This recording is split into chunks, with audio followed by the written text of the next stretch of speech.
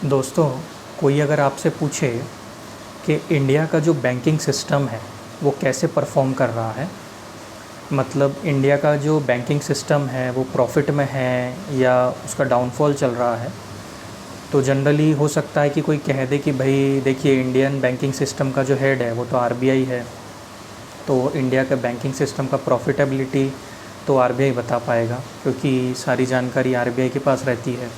हो सकता है कि आरबीआई का कोई न्यूज़ लेटर या आरबीआई की कोई रिपोर्ट इसकी जानकारी दे दे। पर देखिए, आरबीआई तो ऑब्वियसली हेड है ही, पूरा इंडियन बैंकिंग सिस्टम आरबीआई के हिसाब से ही काम करता है।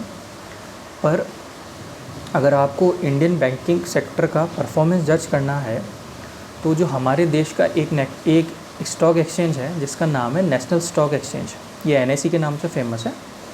वैसे तो स्टॉक एक्सचेंज और भी है पर ये भी उनमें से एक है।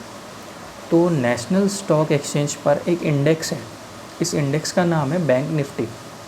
इसको निफ्टी बैंक भी कहते हैं, तो चाहे आप बैंक निफ्टी कहिए या आप निफ्टी बैंक कहिए, दोनों सेम ही है, कोई डिफरेंस नहीं है दोनों में। तो अगर आप इस निफ्टी बैंक, ये एक इंडेक्स है, तो अगर आप इसका परफॉर्मेंस अगर आप चेक कर रहे हैं, मतलब अगर ये जो निफ्टी बैंक है, ये बैंक निफ्टी है, ये अगर अपवर्ड ट्रेंड में है, मतलब ये अगर बढ़ रहा है, तो इसका मतलब इंडिया का बैंकिंग सेक्टर अच्छा परफॉर्म कर रहा है, या एक तरह का ये अच्छा मेज़रमेंट है उसका। या अगर ये डाउनवर्ड ट्रेंड में है तो इसका मतलब बैंकिंग सेक्टर डाउन परफॉर्म कर रहा है। अब देखिए, ये ऑब्वियस ही बात है कि कोई अगर ऐसी पैंडेमिक वाली सिचुएशन होती है, जैसे कोविड जो अभी गया तो क्या है, थोड़ा बहुत अभी चल ही रहा है, पर अब कोविड जैसी सिचुएशन ऐसी थी जब देश के सारे व्यापार बंद थे, तो उस वक्त तो इंडियन इकोनॉमी डाउन पे ही थी। इवन इंडियन इकोनॉमी की भी बात करें या पूरे वर्ल्ड इकोनॉमी पूरी डाउन पे थी, अभी थोड़ा थोड़ा सुधर रही है।